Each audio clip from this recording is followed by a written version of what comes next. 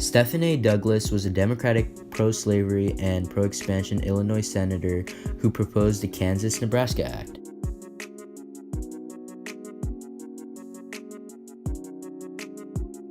Stephen A. Douglas wanted to open up Indian Territory to settlers by allowing a transcontinental railroad, which passed through the Kansas and Nebraska territories to link Chicago to California.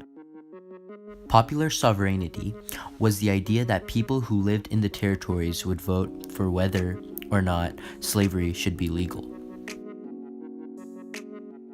Stephen A. Douglas proposed that in the Kansas-Nebraska Act, a large amount of unorganized land should be turned into the Kansas-Nebraska territories where popular sovereignty would be enforced. Stephen A. Douglas and his supporters in the South tried to frame the Kansas-Nebraska Act as protecting the rights and personal liberties of Western settlers. The North, however, was horrified and saw the Kansas-Nebraska Act as another way to spread slavery. The Kansas-Nebraska Act caused a lot of trouble in Congress. It effectively divided the North and South, with more than 90% of the opposition coming from the North, and it was passed by President Franklin Pierce in 1854 in spite of the widespread opposition. Before the Kansas-Nebraska Act, political parties included both Southern and Northern politicians. However, after it was passed, the Democrats and the Whigs split up into Northern and Southern groups. As a result, the Whig Party became so weak that it disappeared and made room for the new, rising, anti-slavery Republican Party.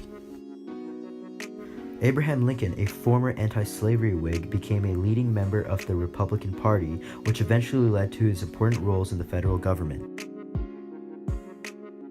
After the act was passed, the North encouraged people to move into Kansas to vote anti-slavery.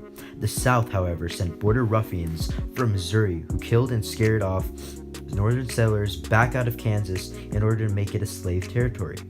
This series of events became known as Bleeding Kansas. Many historians say that by deeply dividing the North and South, the Kansas-Nebraska Act was one of the first events that led to the Civil War.